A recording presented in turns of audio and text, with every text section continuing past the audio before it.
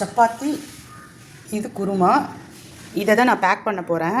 ஆனால் அப்படியே பேக் பண்ண போகிறது கிடையாது. சப்பாத்தியை இந்த மாதிரி நல்லா கட் பண்ணிவிட்டு போடுறப்ப வந்து 2 சப்பாத்திக்கு 4 சப்பாத்தி கட் பண்ணி போட்டாலும் பசங்களுக்கு தெரியாது, சாப்பிட்ருவாங்க.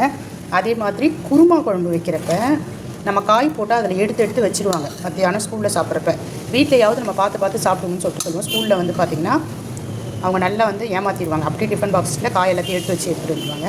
ஸோ அதனால் லைட்டாக நான் ஸ்மாஷ் பண்ணிட்டேன். இதை நல்லா அதை அப்படியே ஸ்மாஷ் பண்ணிவிட்டு இப்போ வந்து நான் குழந்தைக்கு வந்து கட்ட போகிறேன். குழந்தைன்னு சொன்னோடனே 2வது 3வது படிக்குதுன்னு நினைக்காதீங்க. என் பொண்ணு 10th ஸ்டாண்டர்ட் படிக்கிறா. வேறு வழி இல்லை, இந்த மாதிரிலாம் கட்டினா தான் வந்து பார்த்திங்கன்னா சாப்பிட்டுட்டு வருவாங்க. காய் வந்து முழுசாக இருந்தால் அப்படியே எடுத்து வச்சுருவான்.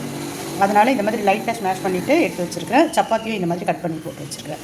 நீங்களும் உங்கள் குழந்தைங்களுக்கு இது மாதிரி ட்ரை பண்ணி பாருங்கள். குறிப்பாக சின்ன குழந்தைங்களுக்கு, கிட்ஸ்க்கு வந்து பார்த்திங்கன்னா சின்ன ஒரு 2nd ஸ்டாண்டர்ட் 3rd ஸ்டாண்டர்ட் படிக்கிற பசங்களுக்குலாம் ரொம்ப வந்து யூஸ்ஃபுல்லாக இருக்கும். ட்ரை பண்ணி பாருங்கள்.